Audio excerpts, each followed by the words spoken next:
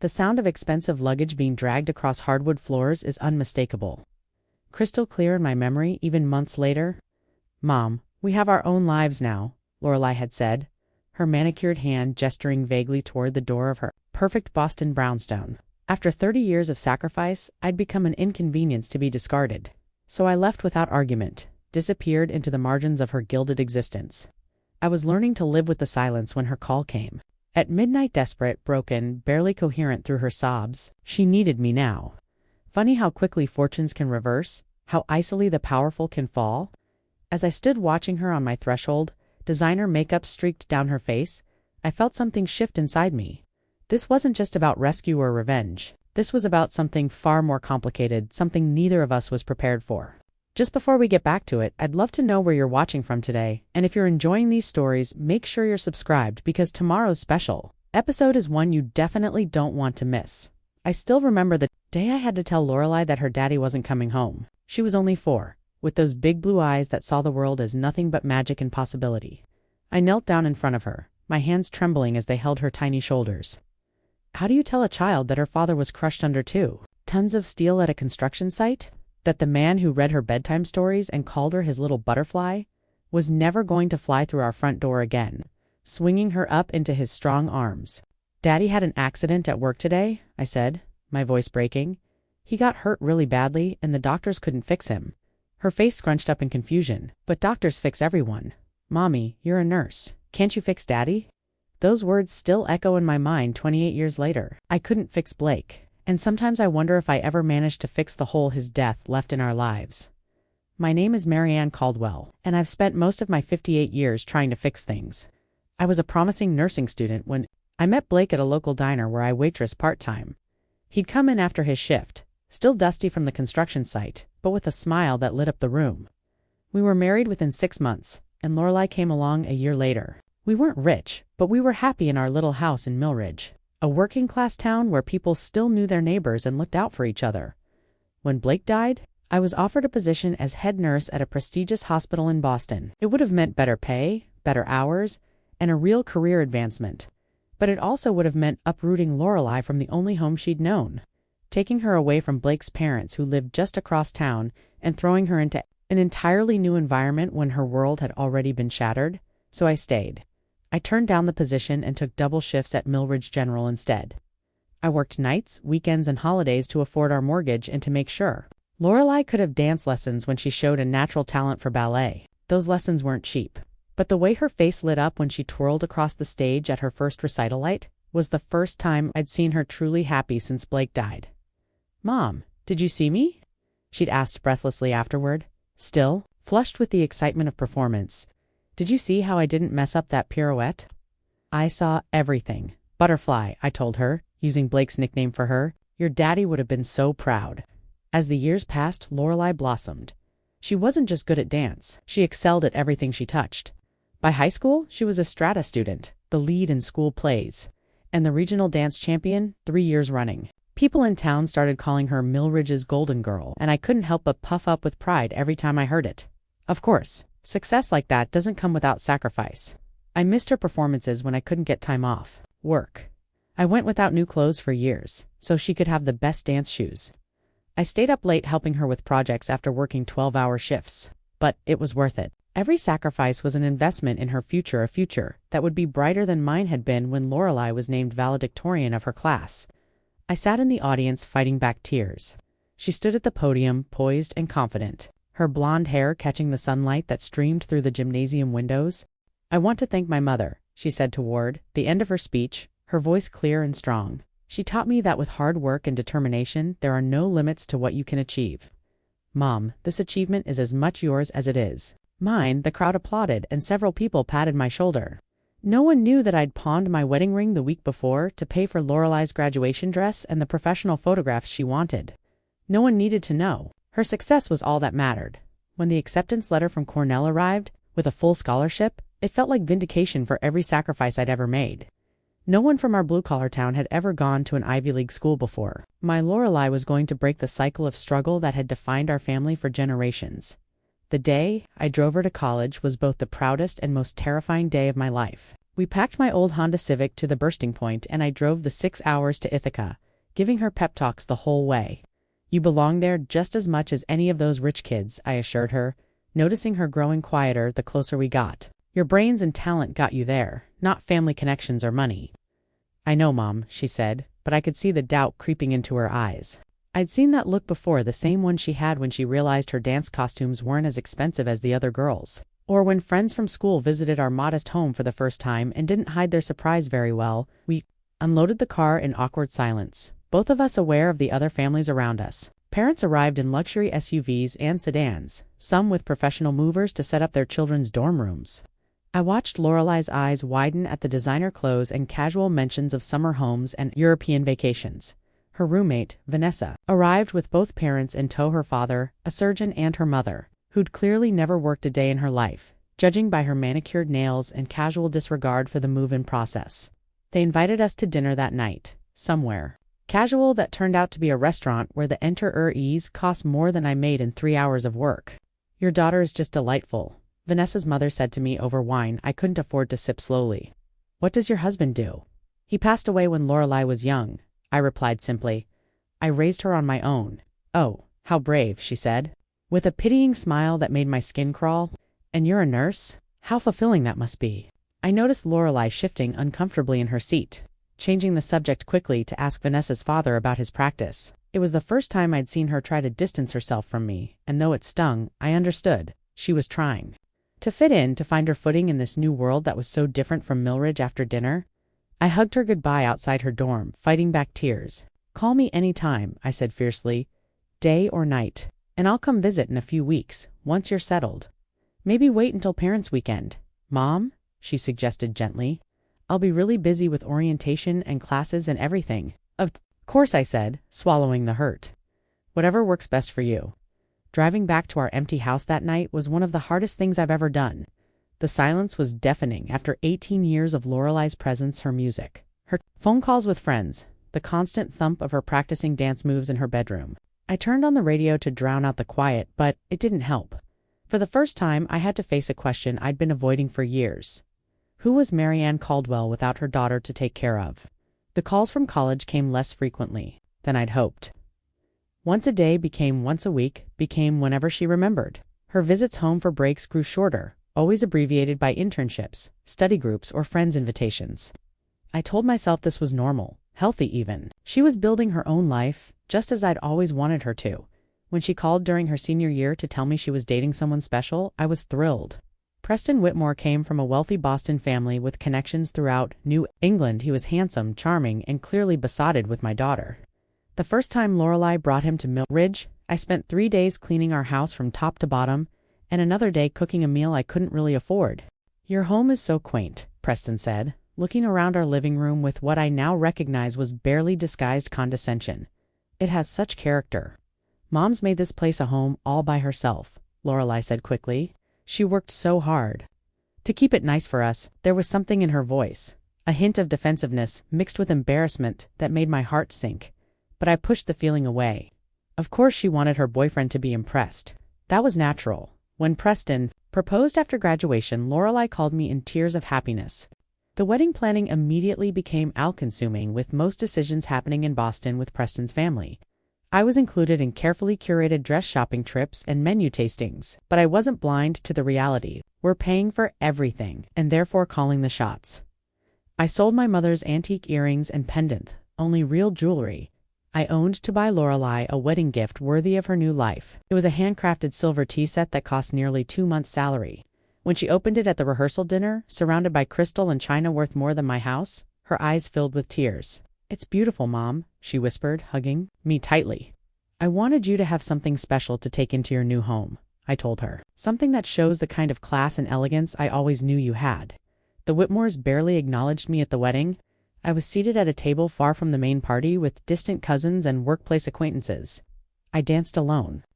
1 song during the reception while Preston's father twirled Lorelei around the floor for the father-daughter dance. I told myself it didn't matter. This was Lorelei's day, not mine. After the wedding, visits became even rarer. Lorelei and Preston bought a beautiful brownstone in Boston's Beacon Hill neighborhood. And when I did visit, I couldn't help noticing how Lorelei had adopted the Whitmore's manner of speaking, their tastes, even their political opinions.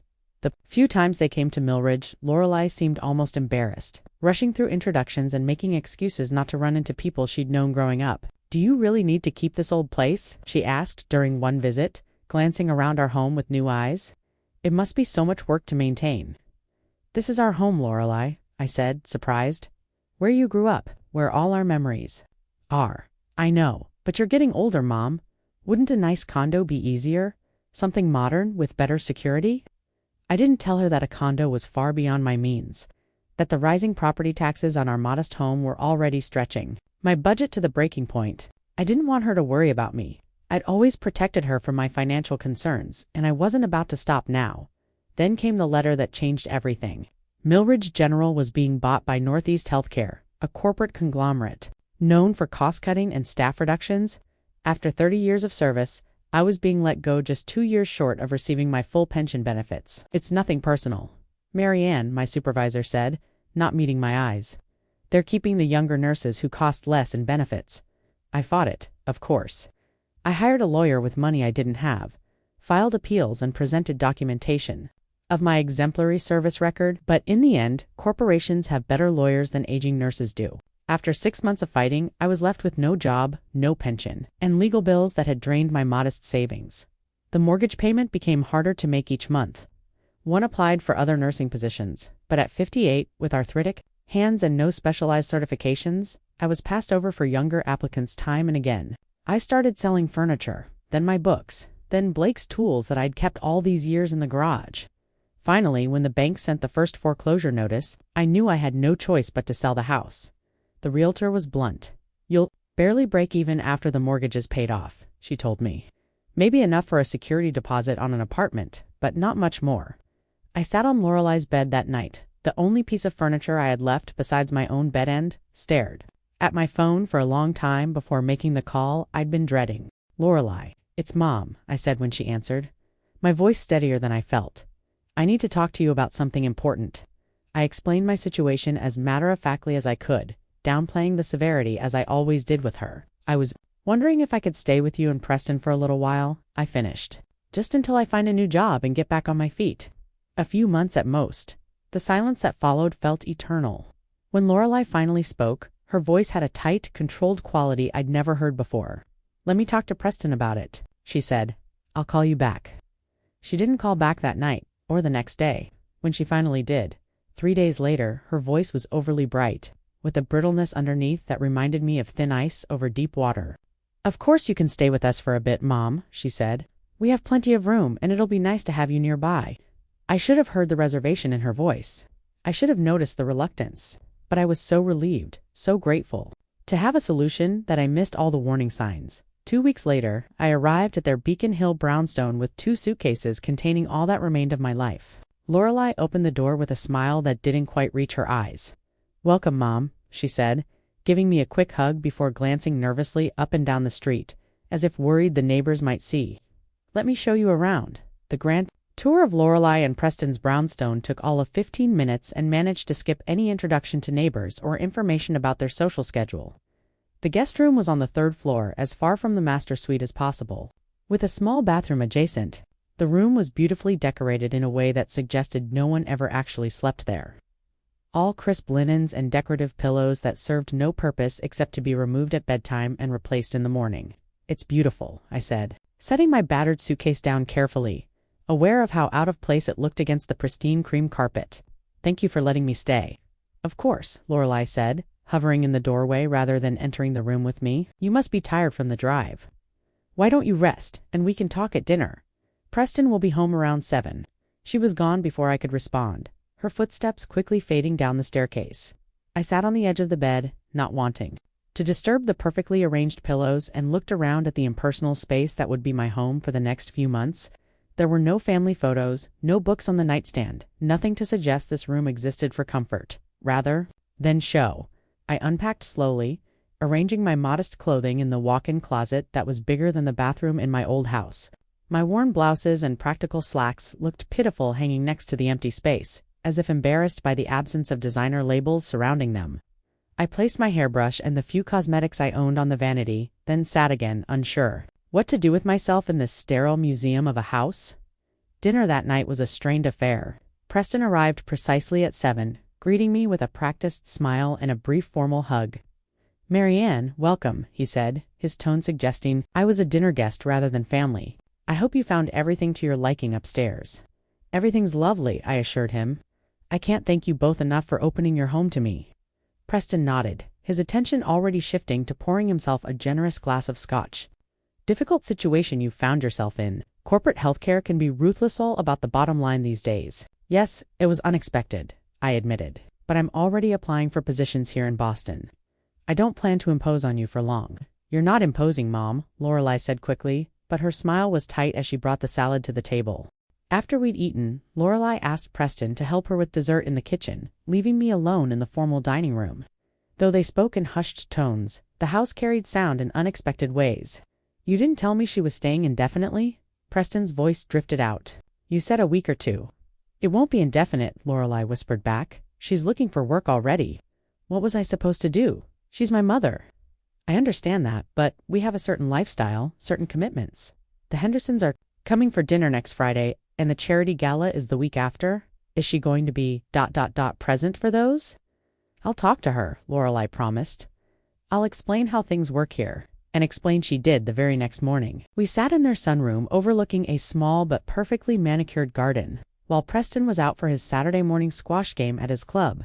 "Mom, I want to make sure you're comfortable here," Lorelei began, her hands wrapped tightly around her coffee mug. "But I also want to be clear about some house rules, so there's no misunderstanding." House rules? At 58 years old, my daughter was giving me house rules, as if I were a teenager who might throw wild parties or break curfew.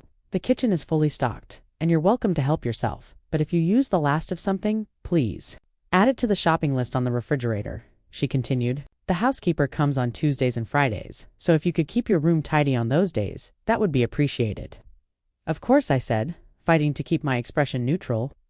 This was her home, I reminded myself. I was a guest. The upstairs bathroom is yours exclusively, but if you could avoid using the powder room on the main floor when we have guests, that would be better. There's also," she hesitated, then forged ahead. "Well, Preston and I entertain frequently for his work. Sometimes it's casual, but often it's colleagues or clients he's trying to impress. On those evenings, it might be best if you made yourself scarce. We can let you know ahead of time." "Make myself scarce," I repeated, unable to keep the hurt from my voice. "You mean stay in my room? Or leave the house entirely?" Lorelei had the grace to look embarrassed. "Just maybe stay upstairs, or if you'd like to go out, that would be fine too. We could give you some money for dinner and a movie, or something, like a child being paid to stay out of the adult's way."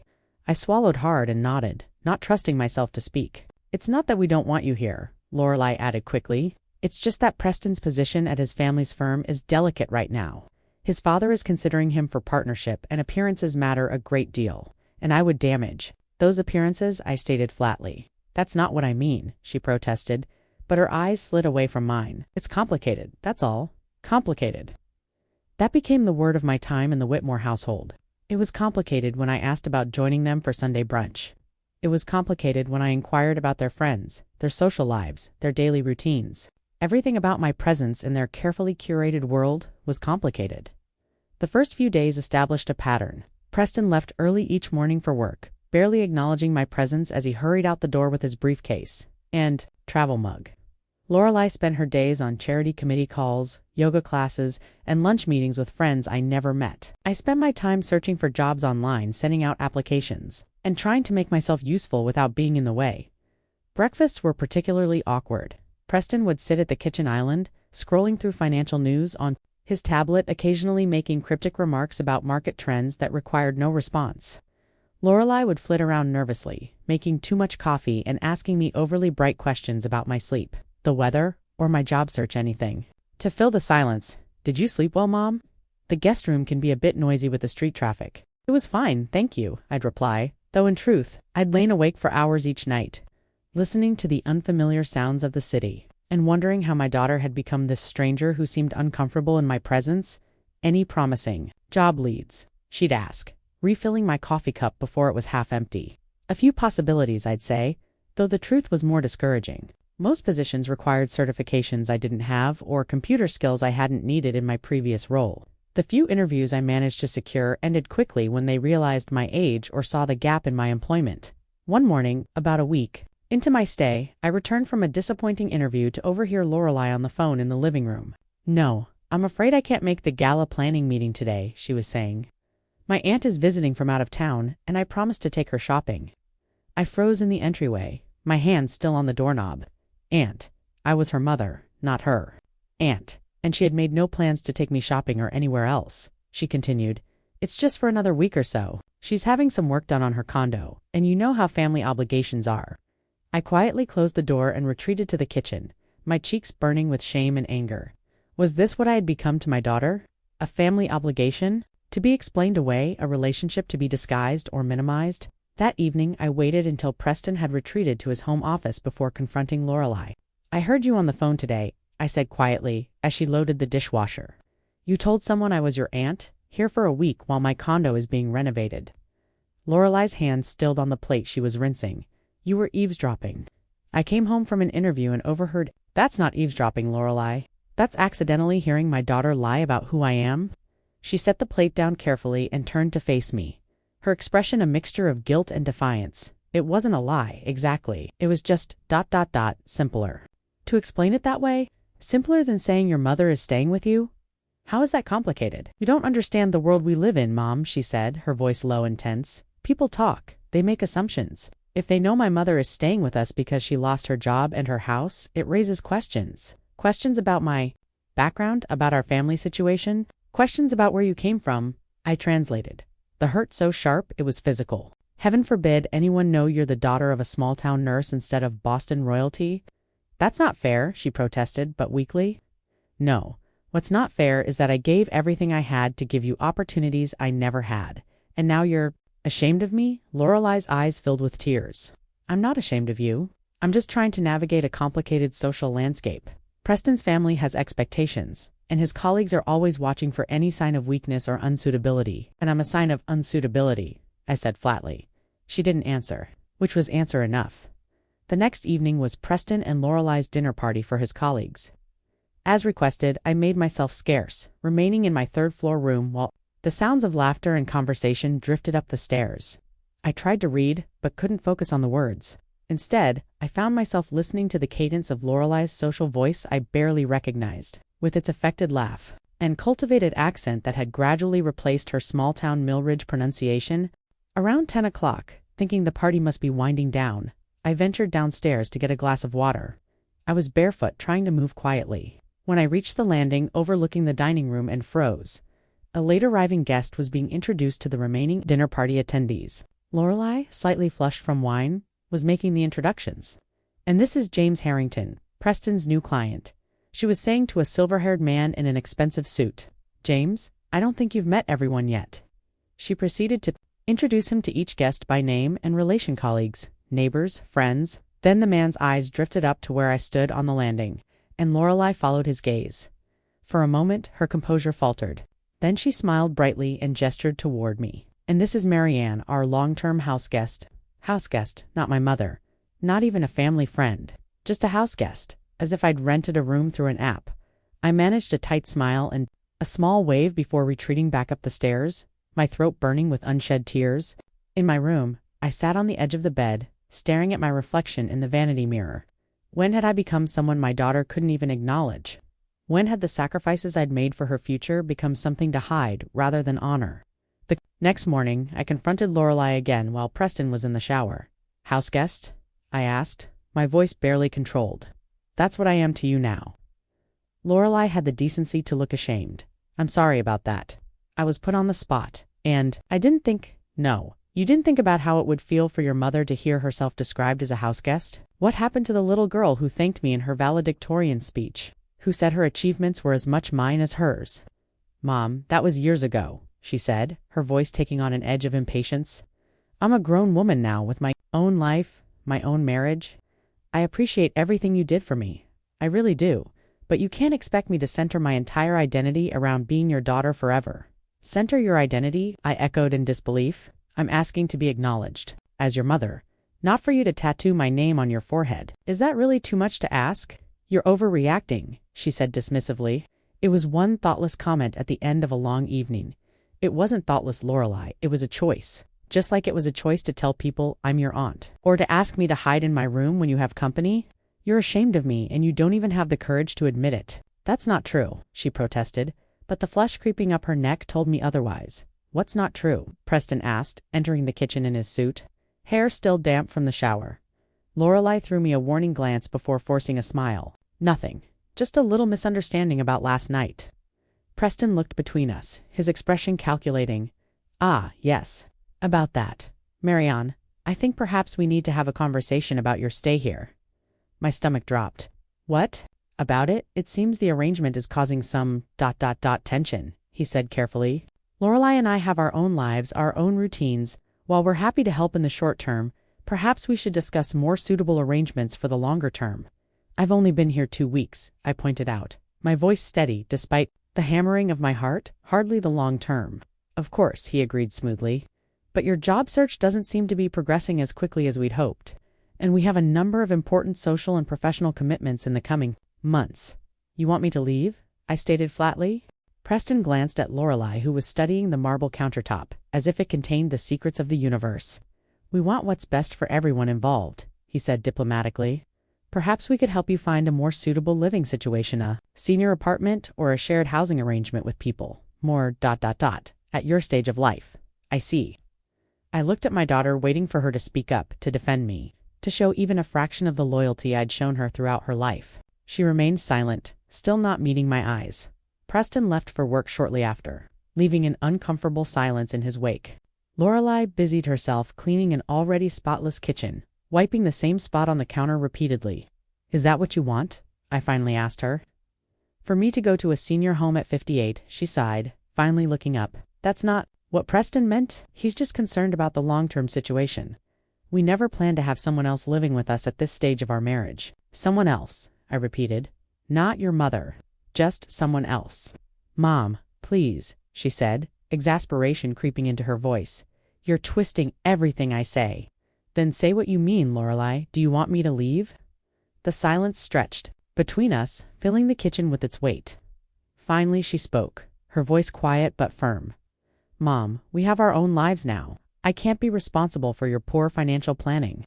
I think it's best if you find somewhere else to stay. The words hit me like physical blows. Your poor financial planning. As if my financial situation was the result of frivolous spending rather than 3 decades of sacrifice for her benefit? As if losing my job 2 years before pension eligibility was a failure of planning rather than corporate callousness? I looked at this stranger wearing my daughter's face, this woman who had benefited from every sacrifice I'd ever made and now found those sacrifices inconvenient to acknowledge. In that moment, I saw with perfect clarity that nothing I could say would break through the wall she'd built between her new life and her origins. I understand, I said simply, rising from the stool. I'll be gone by the end of the day. Mom? Don't be dramatic, she protested. You don't have to leave immediately. We can help you find a place, get you set up properly. No, thank you, I said, my voice steady despite the storm raging inside me. I wouldn't want to impose on your lives any longer than necessary. I packed my meager belongings in less than an hour, folding each item carefully as I had taught Lorelei to do when she was small. I made the bed with hospital corners, wiped down the bathroom counter, and left no trace of my presence in the guest room that had never really welcomed me. Lorelei hovered in the doorway as I zipped my suitcases closed. Where will you go? She asked, a hint of concern finally creeping into her voice. I'll figure it out, I told her, not meeting her eyes. I always have. She didn't offer to drive me anywhere, and I didn't ask. I called a taxi from my old flip phone, another source of subtle embarrassment for her among her iPhone-wielding friends. As I waited by the front door, suitcases at my feet, Lorelei made one last attempt at justification. I hope someday you'll understand, Mom. Preston and I are building something here, and we need to focus on our future. I'll always be grateful for what you did for me growing up, but at some point children need to live their own lives. I looked at her then, really looked at her, the expensive highlights in her hair, the designer clothes, the manicured nails, all the trappings of the life she'd chosen over her roots, over me. You're right, Lorelei, I said quietly. Children do need to live their own lives, and parents need to live theirs. I've spent my entire adult life making your life better, easier, fuller of opportunities. Now I'm going to try to do that for myself. The taxi honked outside and I picked up my suitcases. Goodbye, Lorelei. She didn't try to stop me as I walked out the door. She didn't call after me or follow me to the curb. She simply stood in the doorway of her beautiful home watching silently.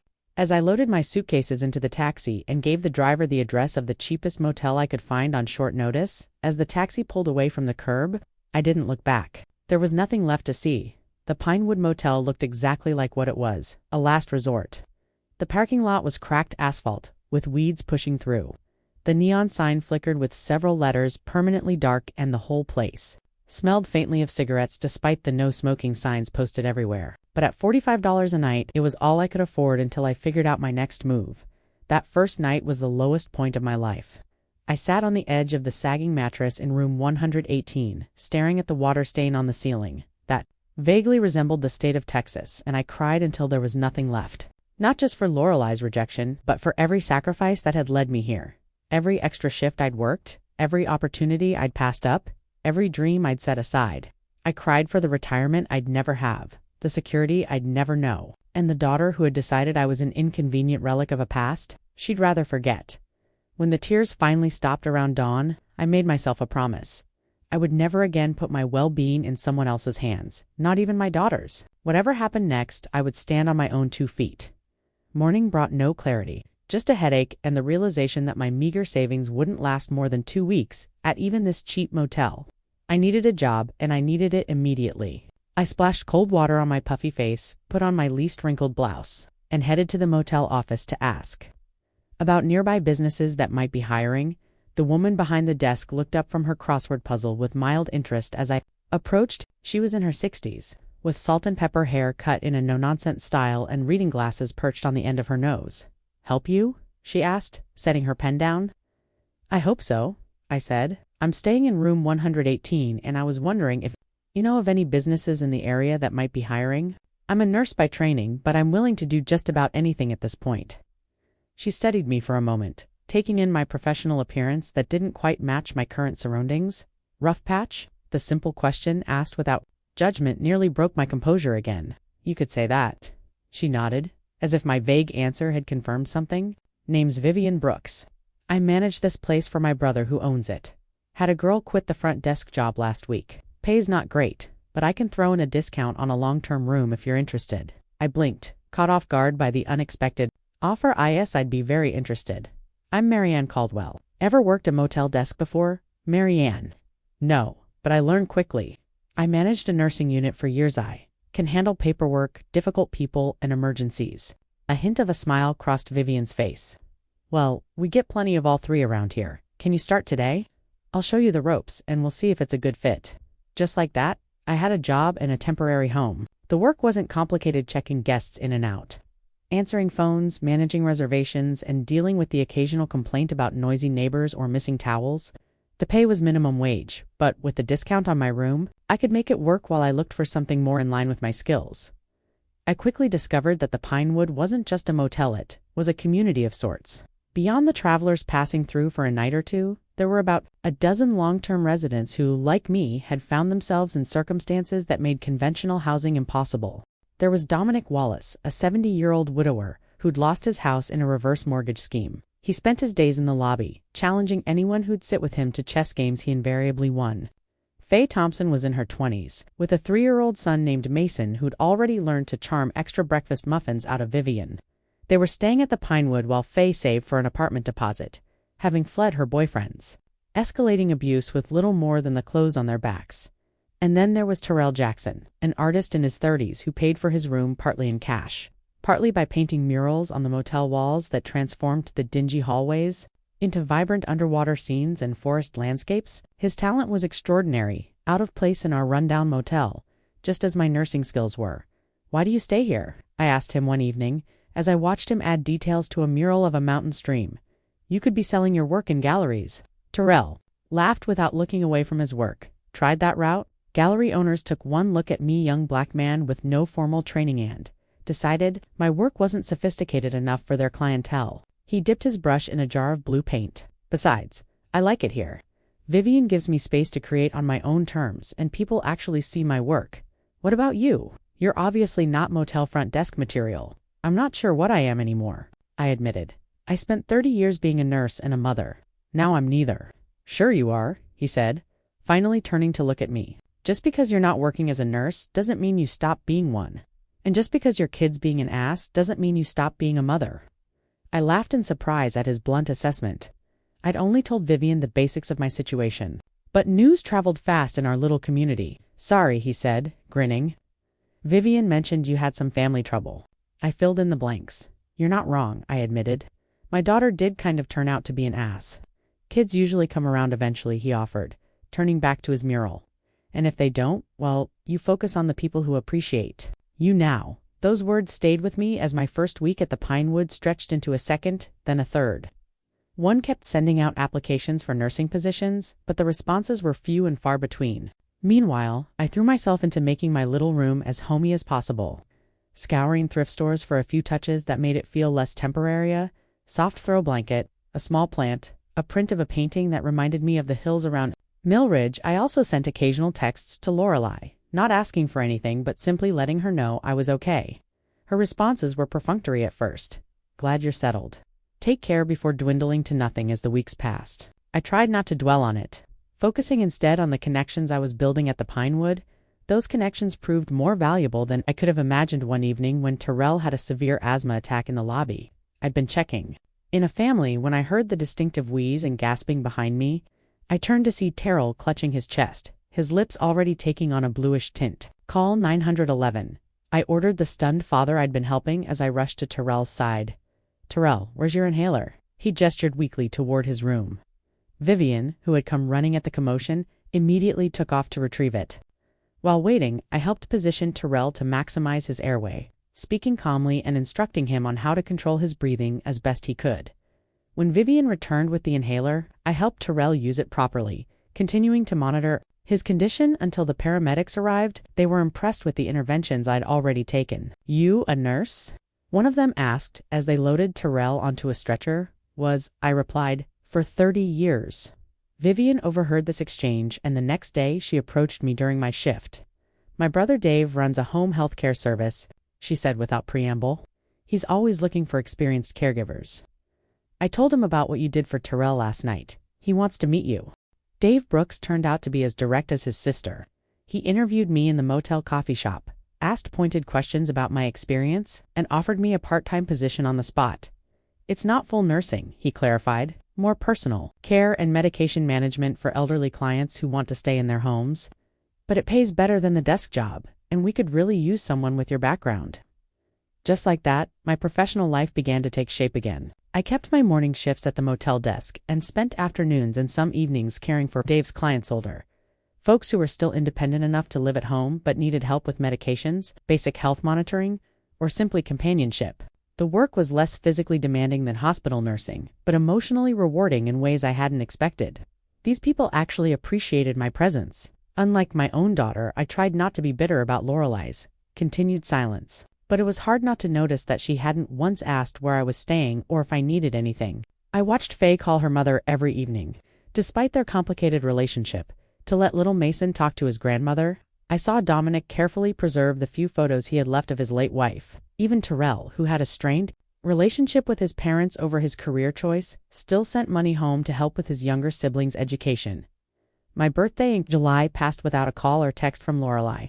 I hadn't expected much, but some acknowledgement would have been nice. Instead, I finished my shift at the motel and returned to my room to eat the frozen dinner I'd splurged on as a small celebration for myself. I was just setting it in the microwave when a knock came at my door. I opened it to find Vivian, Dominic, Terrell, and Faye with Mason on her hip, all grinning at me.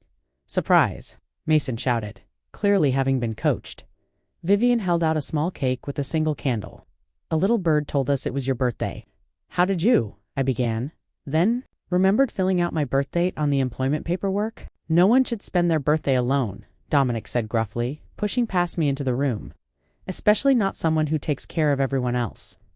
They'd brought not just cake but a bottle of sparkling cider, paper plates, plastic cups, and small gifts, a jar of homemade jam from Vivian, a hand-carved chess piece from Dominic, a small framed painting of the Pinewood from Terrell, and a construction paper card covered in Mason's enthusiastic scribbles. as we crowded into my small room, eating cake off paper plates and telling stories that made each other laugh. I realized something I hadn't expected. I wasn't alone. I might have lost the daughter I raised, but I'd found something else, a community of people who valued me for exactly who I was, without conditions or expectations. Later that night, after everyone had gone, I sat on my bed looking at their simple gifts. My eyes filled with tears, but they weren't tears of sorrow this time. They were tears of gratitude and a strange, unexpected peace. For the first time since Lorelei's rejection, I felt something like contentment, not because my circumstances were ideal, but because I was standing on my own feet and surrounding myself with people who genuinely cared. My conversations with Vivian late at night after closing the front desk became a kind of informal therapy. She'd been through her own hard times, a difficult divorce, estrangement from her daughter that had only recently begun to heal, the struggle to rebuild her life in middle age. Her perspective helped me see patterns in my relationship with Lorelei that I'd been blind to before. "You gave her everything," Vivian observed one night as we shared a pot of tea in the empty lobby. "Maybe too much." "What do you mean too much?" I asked, somewhat defensively. "I wanted her to have opportunities I never had." "Nothing wrong with that," Vivian said, stirring honey into her cup. "But when you sacrifice everything for someone, you teach them that your needs don't matter, and people tend to treat you the way you've taught them to treat you." The words stung, but I couldn't deny their truth. I had always put Lorelei first, her needs, her dreams, her comfort. Had I inadvertently taught her that my needs were secondary, disposable? Had my sacrifices meant as expressions of love actually set the stage for her to discard me when I became inconvenient? These realizations were painful but necessary. They helped me understand that while Lorelei's behavior had hurt me deeply, I had played a role in creating our unhealthy dynamic. This didn't excuse her rejection, but it helped me process it and begin to imagine a different kind of relationship if she ever wanted one again. By the 3-month mark at the Pinewood, I had saved enough from my 2 jobs to put a deposit on a small apartment of my own. It wasn't fancy, a 1-bedroom unit in an older building about 15 minutes from the motel, but it was clean, safe, and mine. Signing that lease was one of the proudest moments of my recent life.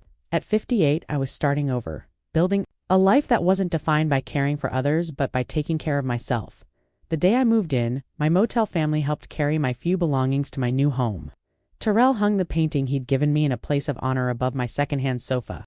Dominic set up my thrift store coffee table and immediately arranged his chess set on it, insisting on christening the apartment with a game. Faye and Mason presented me with a houseplant they'd carefully selected because it was hard to kill, according to Faye. And Vivian brought a basket of practical housewarming gift dish towels, cleaning supplies, and a bottle of decent wine.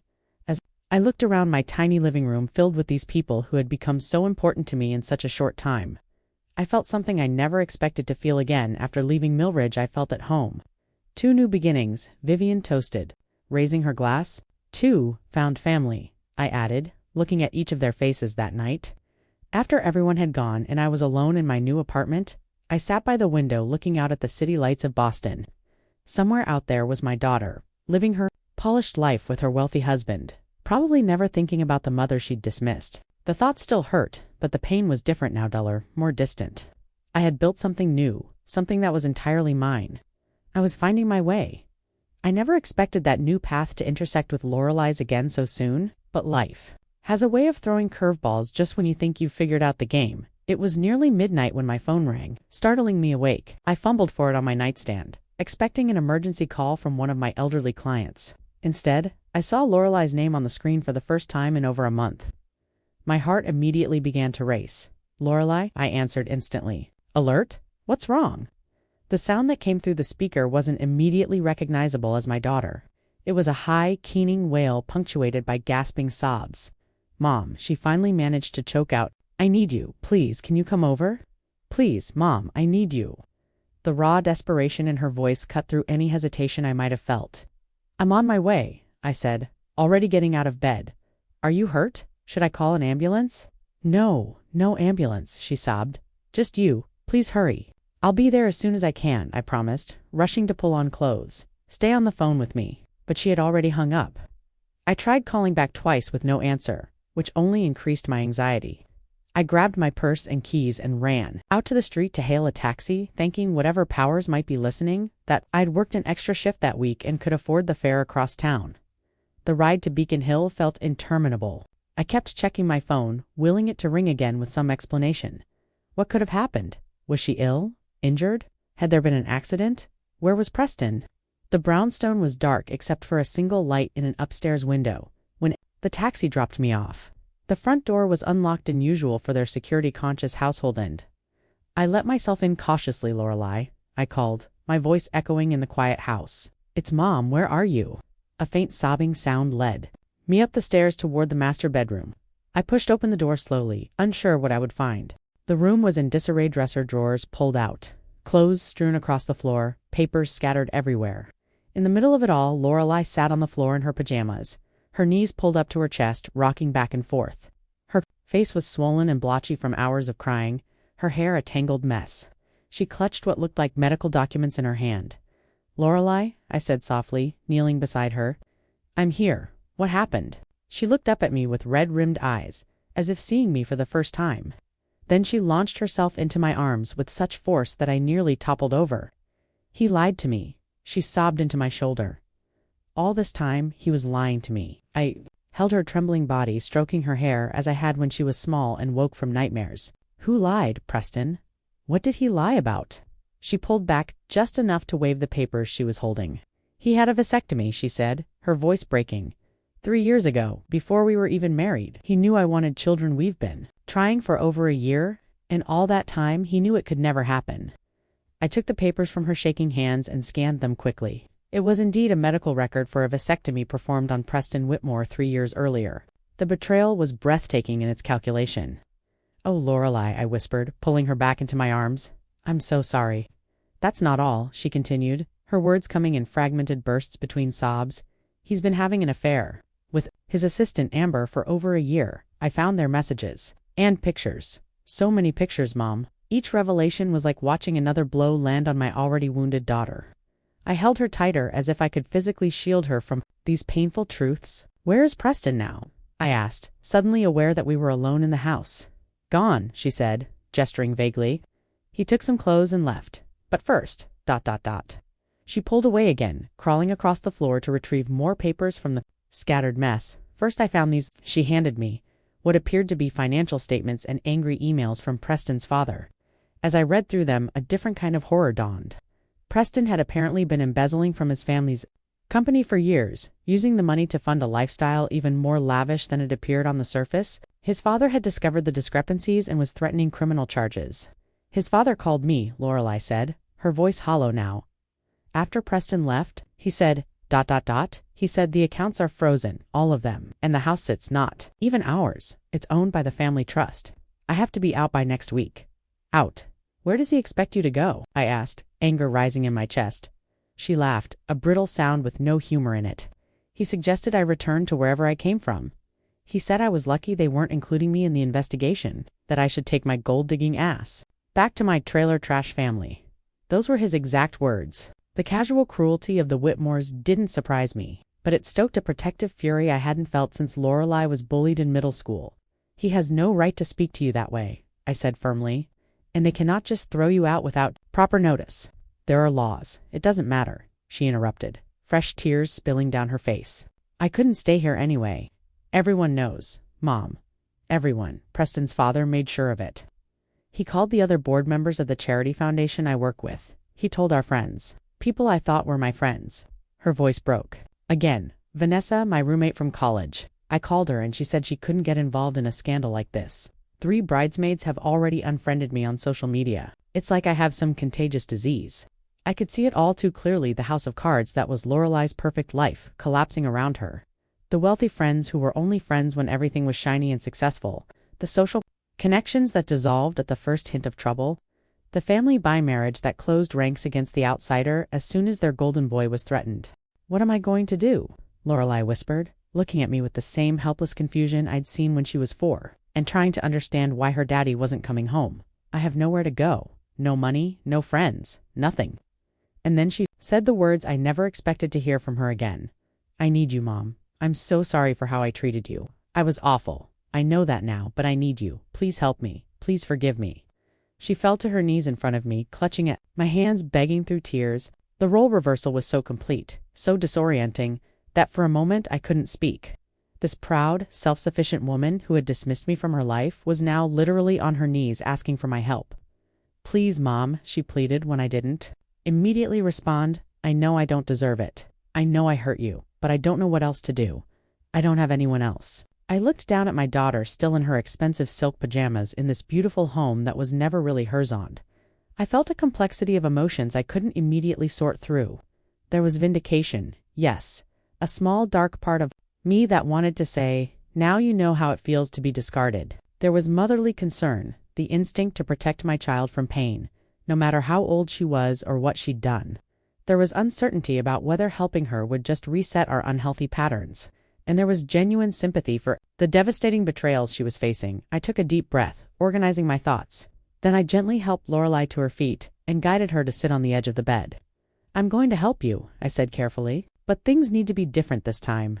I have a small one-bedroom apartment. You can stay with me temporarily, but you'll need to find work as soon as possible and contribute to expenses. And we need to go to counseling together to address what happened between us. I won't set myself up to be hurt like that again, even by you. Her eyes widened at my conditions, perhaps surprised by this new, boundary-setting version of her mother, but then she nodded quickly. Yes, anything, I'll do anything. Thank you, Mom, thank you. I could see she was expecting me to hug her too. Tell her everything would be all right.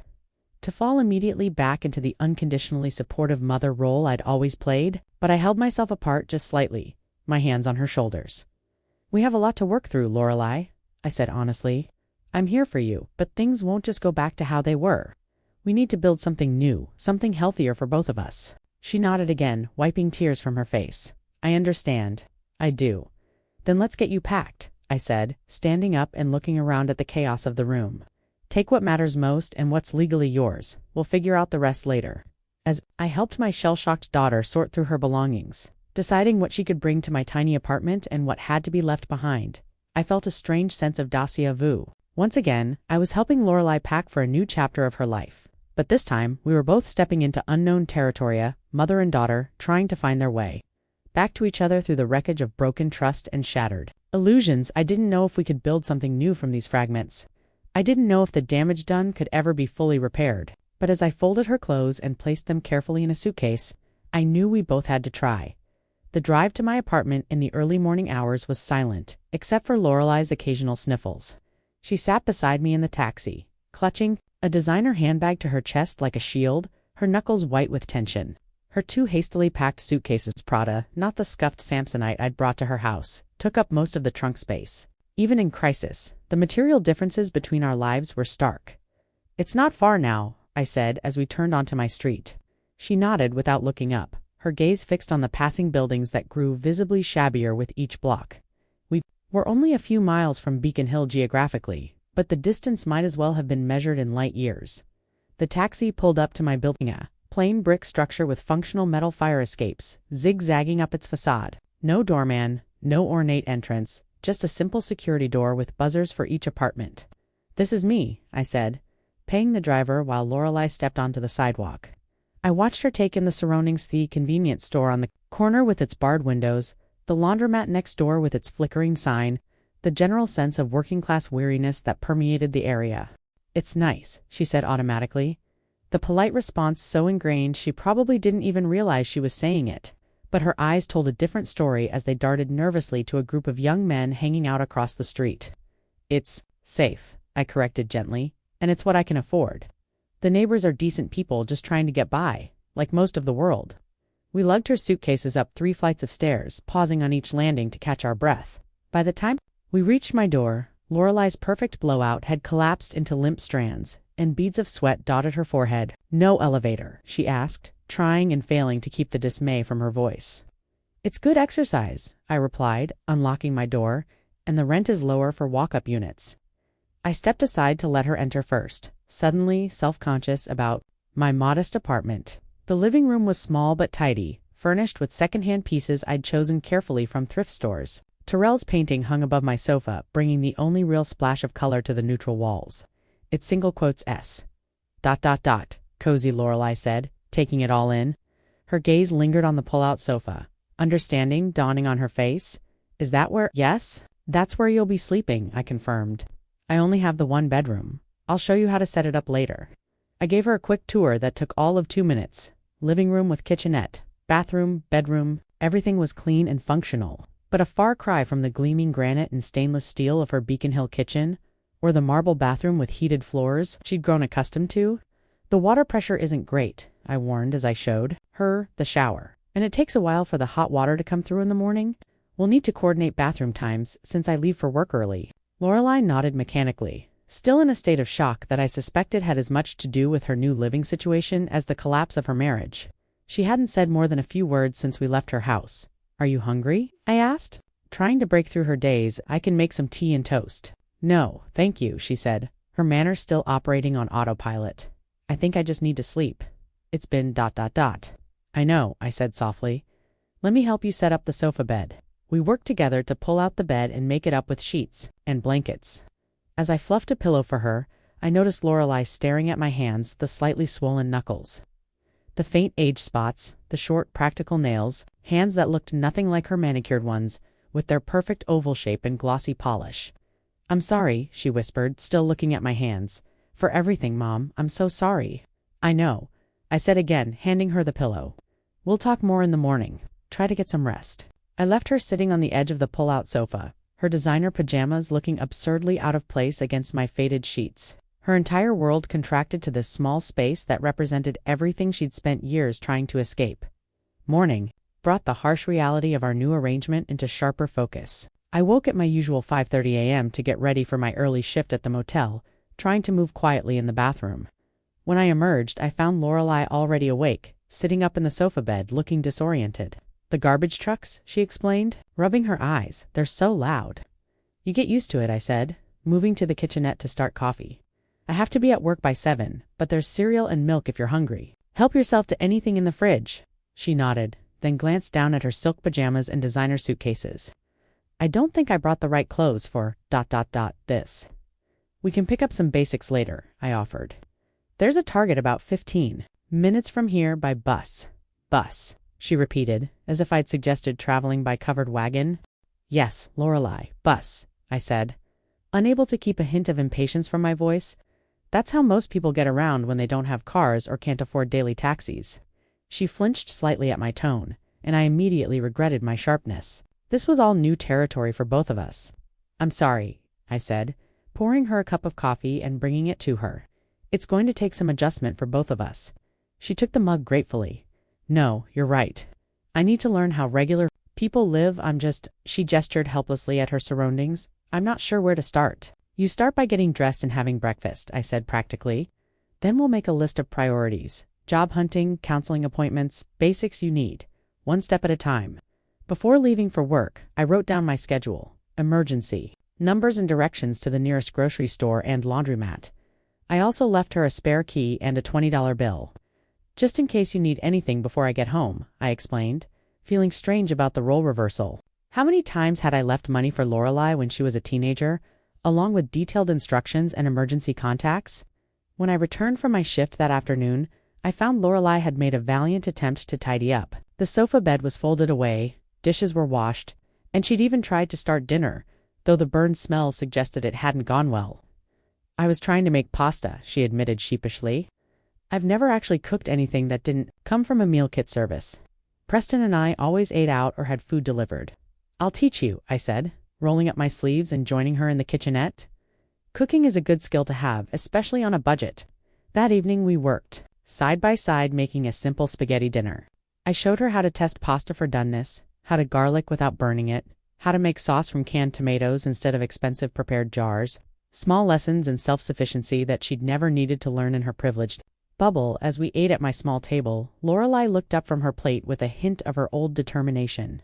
"I need to find a job," she said. "I can't just sit around your apartment all day feeling sorry for myself." "I agree," I said, pleased by this sign of initiative. "What kind of work are you thinking about?" She frowned slightly. "That's the problem. I'm not sure what I'm qualified for. My degree is in communications, but I've never really used it. The charity work I did was all volunteer, sitting on committees and planning fundraisers. I'm not sure those skills translate to actual employment." "What about your dance background?" I suggested. "You were teaching dance classes through college." Her expression lightened a bit. "I hadn't thought about that. Do you think anyone would hire me without recent experience?" "It's worth looking into," I encouraged. "Maybe community centers or after-school programs. The pay wouldn't be much to start, but it would be something the next morning. I introduced Lorelei to Vivian before my shift started. We met at the small coffee shop next to the motel, a far cry from the artisanal cafes Lorelei was used to frequenting. "So, you're the famous daughter," Vivian said, giving Lorelei an appraising look over her mug of black coffee. Lorelei shifted uncomfortably under the scrutiny. "I guess I am, though not so famous anymore, just infamous." I watched the interaction, nervously aware of how protective Vivian had become of me during my lowest moments after Lorelei's rejection. "Your mother's built quite a life for herself. You know," Vivian continued. "Made a lot of friends who think very highly of her." "I'm starting to see that," Lorelei said quietly. "I missed a lot by ... staying away." Vivian's expression softened slightly. "Well, we all make mistakes. The important thing is recognizing them and doing better." She turned to me. "Terrell's coming by later to touch up the mural in the east hallway. He was asking if you'd be around." "I'd love to see him," I said. Lorelei Terrell is an amazing artist who does beautiful work at the motel.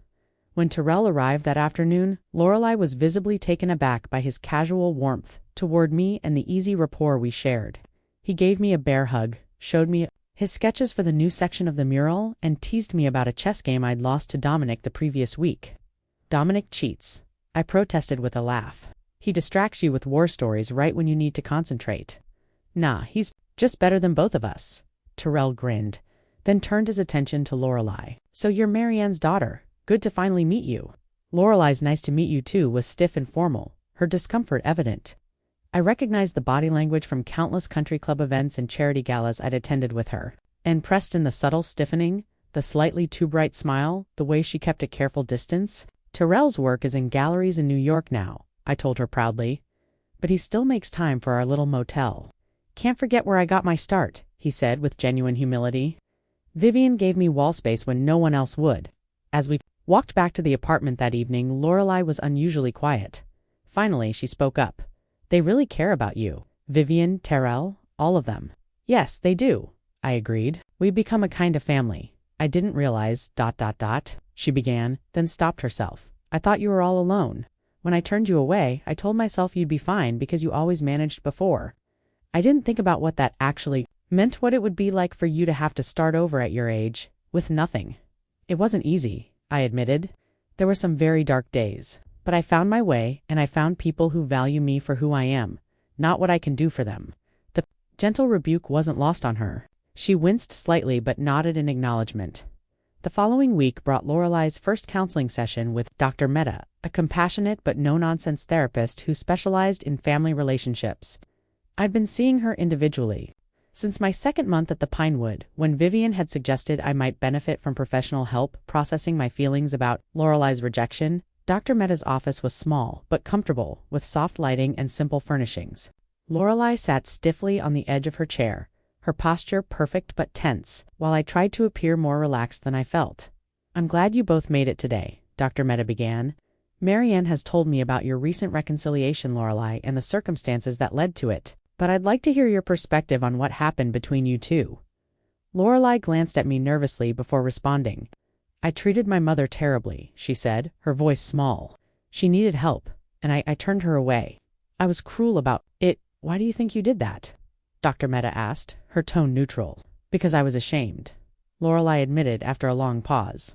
"Not of her exactly, but of where I came from. I'd spent years crafting this image of myself as someone who belonged in Preston's world. Having my mother there, needing help, needing me, ... it threatened that image." The honesty was startling. We'd never discussed her rejection so directly before, and hearing her articulate her motives was both painful and oddly relieving. "And how do you feel about that now?" Dr. Mehta prompted. "Disgusted with myself," Lorelei said immediately. "I became someone I don't recognize, someone who could turn her back on the person who gave up everything for her. All for what? To impress? People who dropped me the second things got difficult. It makes me sick to think about it." Dr. Mehta nodded thoughtfully, then turned to me. "And Marianne, how does it feel to hear Lorelei say these things?" I took a deep breath. Part of me is glad that she understands how hurtful her actions were, but another part of me is afraid that she's only sorry because she needs me now, that if her circumstances change again, she might revert to seeing me as an inconvenience. Lorelei flinched as if I'd slapped her, but Dr. Mehta nodded encouragingly. "That's a very honest concern. Trust, once broken, isn't easily rebuilt. Lorelei, how would you respond to your mother's fear?" I deserve that, Lorelei said, tears welling in her eyes. I haven't earned her trust back yet, but I want to. I want to be someone she can depend on, the way I always depended on her. I just don't know how to prove that when I have nothing to offer right now. Perhaps, Dr. Mehta suggested gently, what your mother needs isn't grand gestures or material support, but consistency. Small, daily choices that show you value her presence in your life. The session continued with Dr. Mehta guiding us through a discussion of boundaries, expectations, and what a healthier relationship might look like moving forward.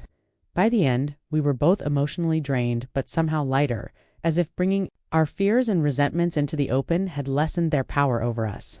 As we walked home, Lorelei surprised me by reaching for my hand, something she hadn't done since she was a young teenager. "Thank you for doing this with me," she said. "I know it would be easier to just write me off." "You're my daughter," I said simply. That hasn't changed, even when everything else has. The real breakthrough in our new living situation came unexpectedly through Lorelei's job search. After several rejections from positions she thought she was qualified for, she spotted a listing for a children's dance instructor at a community center in a neighborhood similar to ours. "They're specifically looking for someone with ballet training," she told me excitedly. "The pay isn't great, but it's something I know I can do well." The interview was scheduled for the following day, which prompted a minor crisis over appropriate attire. Lorelei's wardrobe consisted mainly of designer pieces better suited to charity luncheons than job interviews at community centers. "Everything I own looks like I'm trying too hard," she lamented, holding up a Burberry blouse. "I don't want to seem out of touch." "Let's see what we can find at the thrift store," I suggested. "You'd be surprised at the quality of things people donate." The trip to Goodwill was an education for Lorelei. She'd never set foot in a thrift store before, and the initial look of dismay on her face when we entered was almost comical. But after some initial hesitation, she threw herself into the hunt, eventually finding a simple blouse and slacks that looked professional without being ostentatious. "This entire outfit cost less than the dry cleaning for one of my dresses," she marveled as we left with her purchases. The interview must have gone well, because Lorelei returned with a job offer to teach 3 children's ballet classes per week. The pay was modest, but it was a start, her first independently earned income since college summer jobs. "They want me to work with kids from lower-income families," she told me, her eyes bright with unexpected enthusiasm. "Many of them have never had access to dance lessons before. The center has a scholarship program that covers the fees." "That sounds perfect for you," I said, genuinely pleased. "You were always good with children." "It felt right," she admitted. "Teaching these kids who reminded me so much of myself at that age, before ... She gestured vaguely, indicating all that had come after the success, the wealth, the fall from grace. "They don't care about designer labels or social connections. They just want to learn to dance." When Lorelei received her first paycheck, she insisted on taking me to dinner. Nothing fancy, just a small family-owned Italian restaurant in our neighborhood. But it was her treat.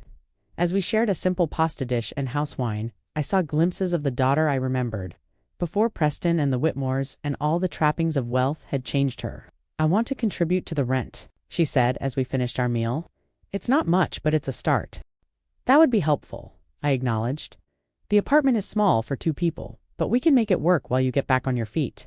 She nodded, then looked down at her plate. "I've been thinking, maybe I shouldn't try to get back on my feet the same way as before. Maybe this is a chance to figure out who I really am without Preston or his family defining me." It was the wisest thing I'd heard her say in years, and I reached across the table to squeeze her hand. "I think that's a very good idea." Just as things were beginning to settle into a new normal, complications arrived in the form of a thick manila envelope delivered to my apartment. Lorelei had been with me for nearly a month, finding her footing with her teaching job and our shared living arrangement when the certified letter came. "What is it?" I asked, watching her face drain of color as she read the contents. "I'm being named as a person of interest in the investigation of Preston's embezzlement," she whispered, her hands shaking as she handed me the legal documents. "The Whitmore family is claiming I must have known about the missing funds and possibly helped hide them."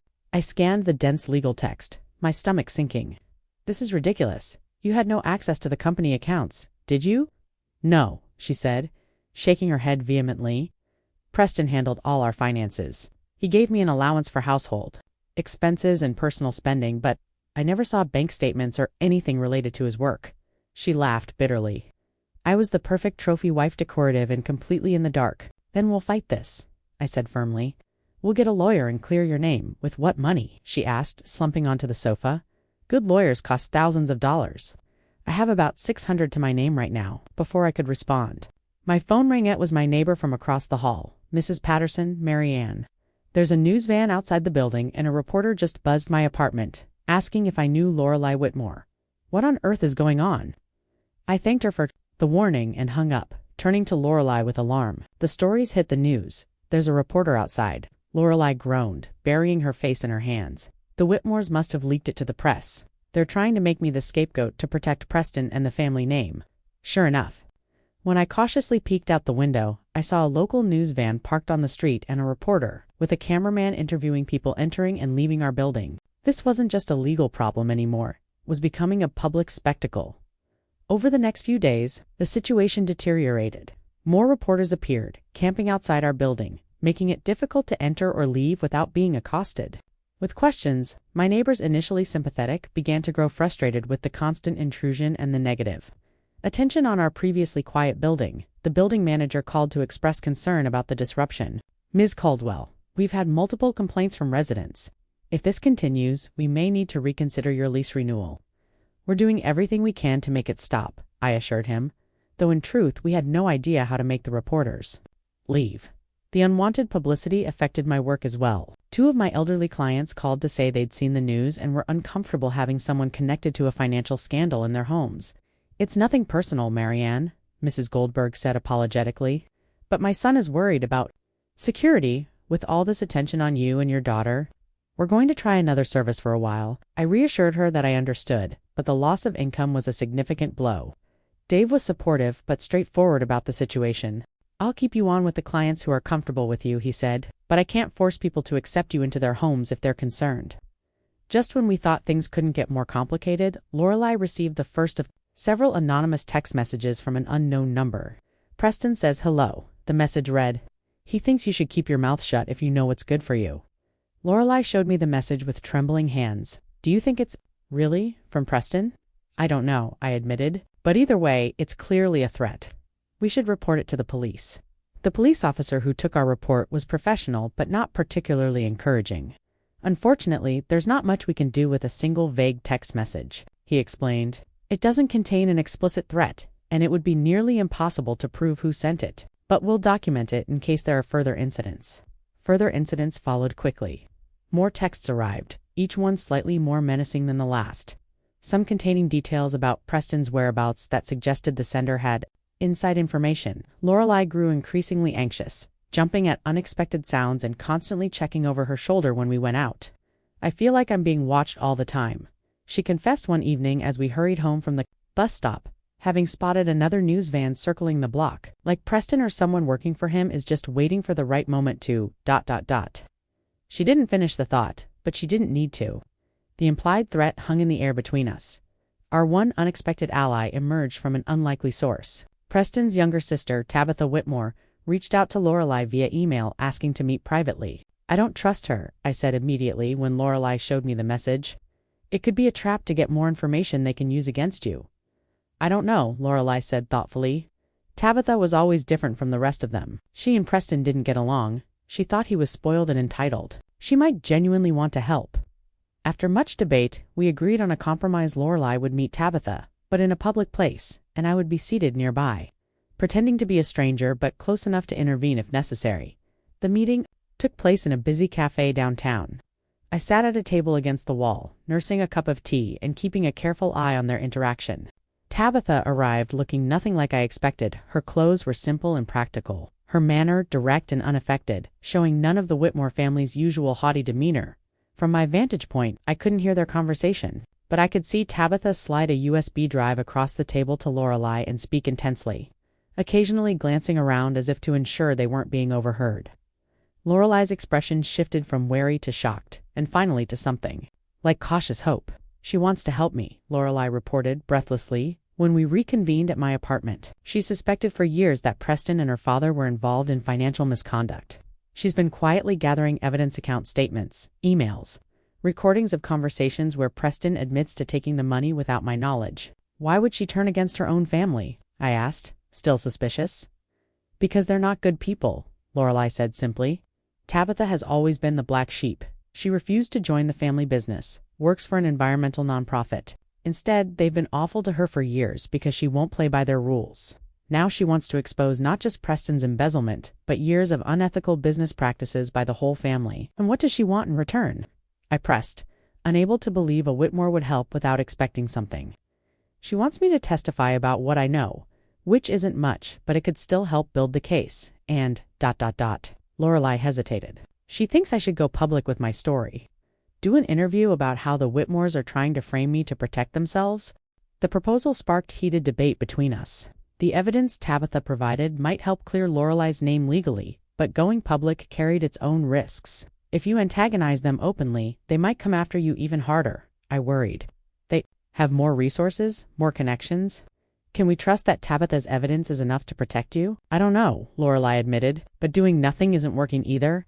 The reporters aren't going away. My old friends still won't speak to me, and those threatening texts keep coming. At least this way, I'd be fighting back instead of just hiding. We discussed the options late into the night, weighing risks against potential benefits. Neither of us fully satisfied with any course of action. The stress began to take its toll on our fragile reconciliation. Old patterns grew snippy and defensive, while I became overprotective and controlling. You don't understand what these people are capable of, Lorelei snapped during a particularly tense discussion. You've never moved in these circles. They destroy people for sport. And you don't understand what it's like to have nothing to fall back on, I retorted. If this goes badly, I'm the one who could lose my job. My apartment, everything I've worked so hard to rebuild after you turned me away. As soon as the words left my mouth, I regretted them. Lorelei's face crumpled, and she retreated to the bathroom, locking the door behind her. I heard muffled sobs and felt a wave of guilt. We were both under tremendous pressure, but throwing past hurts in her face wasn't helping either of us move forward. I knocked gently on the bathroom door. Lorelei, I'm sorry. That wasn't fair. No, you're right, came her tearful voice from inside. I did turn you away. And now I've brought all my problems into your life, just when you were finally finding some peace. Maybe I should just leave. That's not what I want, I said firmly. We're in this together now. I just think we need to be very careful about our next steps. Before we could resolve anything, Lorelei's phone chimed with a new message. When she emerged from the bathroom and checked it, her face went pale. It's from Preston, she whispered, showing me the screen. He wants to meet. He says he can make all of this go away if I'll agree to support his version of events. He says ... He says he still loves me and wants me back.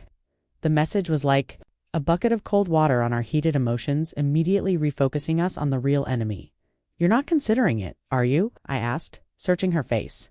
She hesitated just long enough to send a chill through me. It would solve everything. The legal problems, the reporters, the financial uncertainty, and put you right back under the control of a man who betrayed you in the most fundamental ways possible. I finished for her. A man who lied about wanting children with you, who cheated on you, who's now threatening you. Is that really what you want? Of course not, she said quickly, but sometimes I just want my old life back. Not Preston, but the security, the comfort, the certainty of knowing where I belonged. You belong with people who love you for who you are, I told her, taking her hands in mine. Not for what you can do for them or how you make them look. She nodded, squeezing my hands. I know, it's just hard sometimes, adjusting to all this. That night, I woke around 3 a.m. to the sound of movement in the living room. I got up quietly and peeked through my bedroom door to see Lorelei. Packing a small bag by the light of her phone, my heart stopped. Was she meeting Preston after all? Running away from the problems we were facing? I pushed the door open fully, making her jump. What are you doing? I asked, trying to keep my voice steady. She looked up, guilt written across her face. Mom, are you going to him? I couldn't keep the hurt from my voice. No, she said emphatically. I'm leaving Boston. I was going to leave you a note. I've caused you nothing but trouble, and now your job and home are at risk because of me. I thought if I disappeared for a while, the reporters would follow me and leave you in peace. That's not a solution, I said, relieved she wasn't running back to Preston, but still alarmed by her plan. Where would you even go? I don't know, she admitted. Maybe back to Millridge. No one would look for me there. I considered her words carefully. Millridge, my hometown, the place where both our stories began. There was a certain logic to the idea, though not as a solitary escape plan. Maybe you're right about leaving Boston, at least temporarily, I said slowly. But not alone and not in the middle of the night without a plan. We could go together. I have vacation time I haven't used, and my friend Beatrice still lives there. She'd put us up while we figure out our next steps. Lorelei repeated, her eyes widening. You'd leave your job, your apartment, your friends here. ... For me, after everything, you're my daughter. I said simply. And maybe going back to where we started is exactly what we both need right now. As dawn broke, we had a new plan, a panicked flight in the night, but a strategic retreat to regroup, connect with potential allies, and decide how best to fight the Whitmores on our own terms. For the first time since the crisis began, I felt a glimmer of hope. We weren't just reacting anymore, we were choosing our path forward. Together, the drive to Millridge felt like traveling back in time, as Boston's urban sprawl gave way to smaller towns and eventually the rolling hills and forests surrounding my hometown. I found myself pointing out landmarks to Lorelei as if she were a child again. "That's where we used to pick strawberries in the summer," I said as we passed a farm that had somehow survived the decades while others around it had been sold off to developers. "Remember how you'd always eat more than you put in your basket?" Lorelei smiled faintly, gazing out the window of the rental car.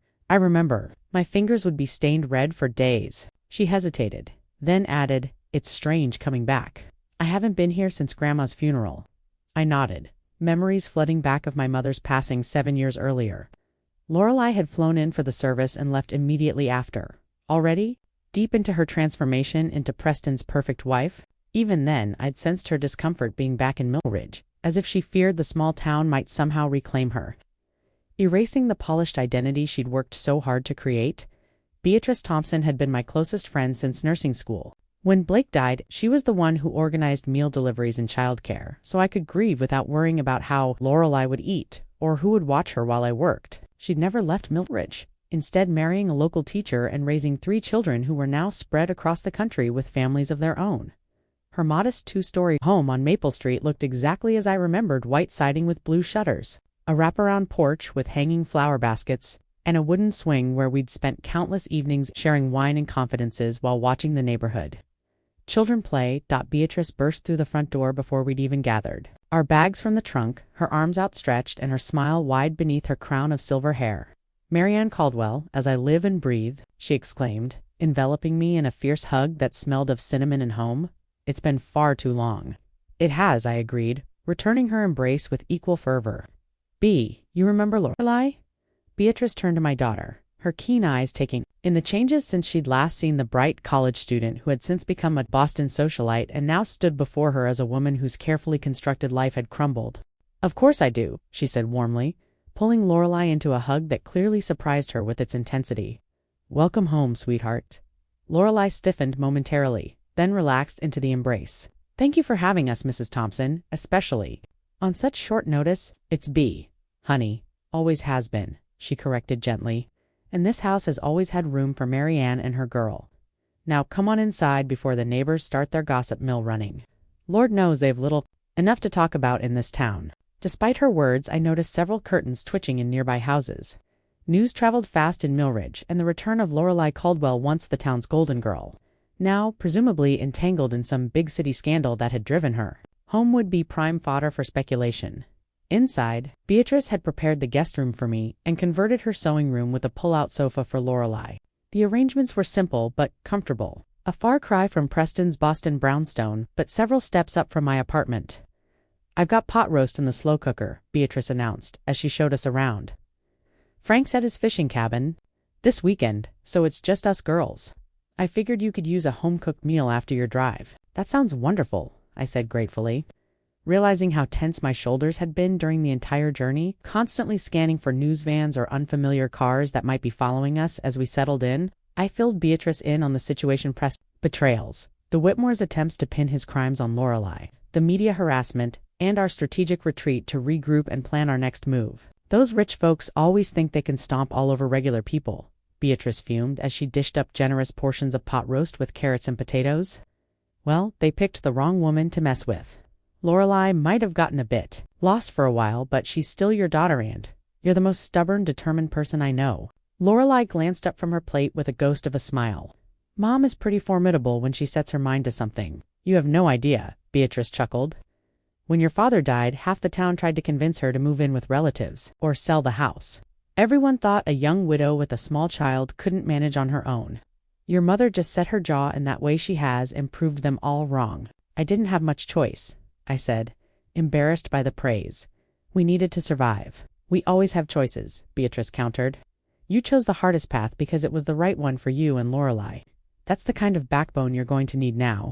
Later that evening, as Beatrice showed Lorelei old photo albums filled with childhood memories, I stepped out onto the porch for a moment of quiet reflection.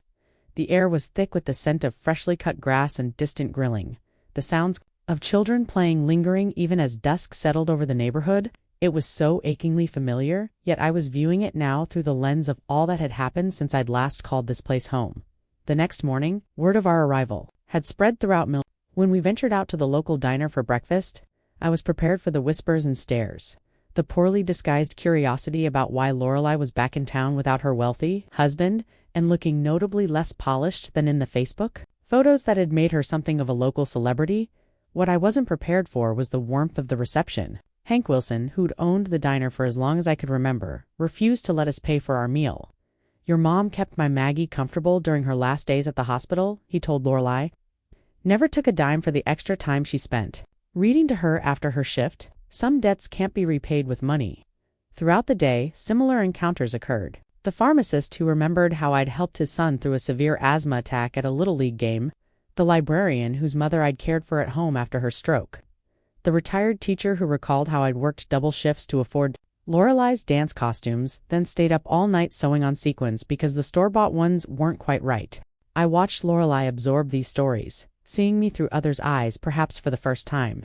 The woman they described, dedicated, selfless, quietly determined, wasn't just her mother, but a person in her own right, respected and valued in this community in ways that had nothing to do with wealth or status. "I never knew all these people thought so highly of you," she admitted as we walked back to Beatrice's house that afternoon. "I guess I was always so focused on getting out of Millridge that I never really saw what you built here." "It wasn't anything grand," I said. "Just a life, one day at a time." "But a life that mattered to people," she insisted. "That still matters." We spent the next few days settling into a routine in Millridge. Lorelei connected remotely with Tabitha, reviewing the evidence she'd provided and consulting with a lawyer Tabitha had found who was willing to take on the Whitmores. I checked in regularly with Vivian and my colleagues at the home healthcare service, who were holding my position for me during what they understood to be a family emergency. Gradually, we began to feel safer, the constant vigilance easing as days passed with no sign of reporters or threatening messages. Lorelei started helping teach a children's dance class at the local community center volunteer position, but one that seemed to bring her genuine joy, especially working with girls from backgrounds similar to her own childhood.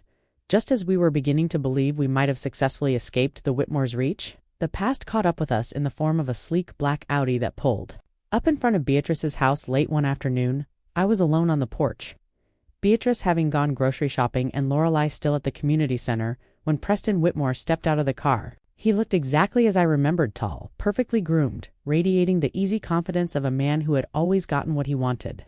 But there was a new hardness around his eyes, a tension in his jaw that betrayed the pressure he was under. "Mrs. Caldwell?" he called, approaching the steps with an outstretched hand, as if we were meeting at a garden party, rather than after he had destroyed my daughter's life. I was hoping I might find Lorelei here. I didn't take his hand or invite him closer. "She's not available, Preston. And even if she were, I doubt she'd want to see you." He dropped his hand, his smile tightening. "I understand you're upset." "What happened between Lorelei and me is unfortunate, but I'm here to try to make things right. If we could just talk, make things right," I repeated, incredulous. "You lied to her about wanting children. You cheated on her. You left her to face your family's wrath alone. And now you're trying to frame her for your financial crimes. Which part of that are you planning to make, right?" His facade of pleasantness slipped just slightly. "You don't understand the situation, Mrs. Caldwell. My family is powerful and unforgiving. I'm trying to protect Lorelei by offering her a way out. If she cooperates with my version of events, this all goes away. She can come home. Things can go back to normal." Normal. I stood up, anger burning away any fear I might have felt. "You mean she can go back to being your trophy wife, living in a beautiful cage, surrounded by people who dropped her?" The instant things got difficult. "That's not normal, Preston. That's a gilded prison." He took a step closer, lowering his voice. "I don't think you're in a position to be turning down help, given your ... circumstances." His gaze flickered dismissively over the modest house behind me. "How long do you think you can hide here? How long before you run out of money? Before the reporters find you? Before my family's attorneys make Lorelei's life a legal nightmare?" Before I could respond, a truck pulled up and Terrell jumped out, followed by Dominic. My heart leaped at the sight of my friends from Boston. "Everything okay here, Marianne?" Terrell called, eyeing Preston with obvious suspicion as he approached the porch. "Just a social call," Preston said smoothly, stepping back and straightening his designer jacket. I was about to leave. "Good timing." I smiled at my friends. "What are you two doing here?" "Vivian was worried when those reporters showed up at your apartment looking for you," Dominic explained. "We thought we'd check on you, make sure everything was all right." "These are friends of yours?" Preston asked, a hint of disbelief in his tone as he assessed Terrell's paint-stained jeans and Dominic's weathered appearance. "The best kind," I confirmed. "The kind who show up when you need them, not just when it's convenient or makes them look good." More vehicles were pulling up now, Beatrice returning from her shopping. Several neighbors who had noticed the confrontation brewing on the porch. And finally, Lorelei herself, walking up from the bus stop with a look of shock freezing on her face as she recognized her estranged husband. "Preston," she said, her voice barely audible as she stopped at the foot of the steps. "What are you doing here?" "Trying to help you, darling," he said, his tone softening as he turned toward her. "I've missed you. We can fix this. All of it." "Just come back to Boston with me today, so I can lie for you," she asked quietly. "Pretend I knew about the embezzlement so your family will ease up on you. So we can present a united front," he corrected smoothly. "My father is willing to drop this whole unfortunate business if we show solidarity as a family." Lorelei looked at me, then at the gathering crowd of neighbors and friends. When she turned back to Preston, I saw something new in her posture, a straightening of her spine, a lifting of her chin that reminded me, suddenly, powerfully, of myself. "I'm already with my family," she said clearly. "The answer is no, Preston. I won't lie for you. I won't come back. And if you ever threaten me or my mother again, the evidence Tabitha gave me goes straight to the district attorney's office." Preston's handsome face contorted with fury for just an instant before he regained control. "You're making a serious mistake. Both of you." His gaze swept from Lorelei to me. "The Whitmores aren't people you want as enemies." "Neither are the Caldwells," I replied evenly. "Now I suggest you leave before someone calls the sheriff. This is a small town, Preston. We look out for our own." As if to emphasize my point, Mr. Jenkins from next door stepped forward, arms crossed over his barrel chest. "Everything all right here, Marianne? This fella bothering you, ladies?" Preston looked around at the gathering crowd of townspeople, clearly recognizing that the intimidation tactics that might work in Boston held no power here. With a final cold glance at Lorelei, he returned to his car and drove away, gravel spraying as he accelerated too quickly down the quiet street. Later that evening, after the excitement had died down and we'd thanked our unexpected defenders, Lorelei and I sat on Beatrice's back porch swing, watching fireflies rise from the grass as twilight deepened. "I was scared when I saw him," Lorelei admitted softly. "For a moment I almost believed him that going back would solve everything, that it would be easier than fighting." "It probably would be easier," I acknowledged. "But easier isn't always better. I know that now." She turned to look at me, directly. "I want you to know that I meant what I said to Preston. You are my family, my real family. It just took losing everything else to make me see it." I squeezed her hand, words momentarily beyond me. We sat in comfortable silence until she spoke again. "I spent so many years trying to escape Millridge, to escape where I came from. I was so embarrassed by our small house, our secondhand clothes, the fact that my mother was a nurse instead of someone impressive. But coming back here, seeing how people respect you, hearing their stories about you, I'm starting to think I had it all backwards." "How so?" I asked. "I thought success meant having what the Whitmores had: money, power, influence. But real success is having what you have: people who genuinely care about you, a life that's made a difference to others. Work that matters," she smiled ruefully. "I just wish I'd figured that out before making such a mess of things." The next day, we visited Blake's grave in the small cemetery on the edge of town. It had been years since either of us had been there, and the simplicity of the headstone stood in stark contrast to the ornate monuments surrounding it. "I don't remember much about him," Lorelei admitted as she laid fresh flowers beside the stone. "Just fragments: his laugh, the way he'd toss me in the air and catch me, the smell of his aftershave." "He would have been so proud of you," I told her, kneeling to clear away some encroaching weeds from the base of the stone. "Not for marrying well or moving to Boston, but for who you are at heart, your determination, your resilience." "Would he?" she asked, her voice catching. "I think he'd be disappointed in what I became, in how I treated you." "Your father wasn't perfect, Lorelei," I said gently. "None of us are. Did you know he dropped out of college his first year, got involved with the wrong crowd, made some poor choices? His parents were furious they'd scraped together every penny for his education." She looked at me in surprise. "You never told me that?" Because it wasn't the most important part of his story? What mattered was what he did next, how he picked himself up, found work in construction, earned his way back into his parents' trust.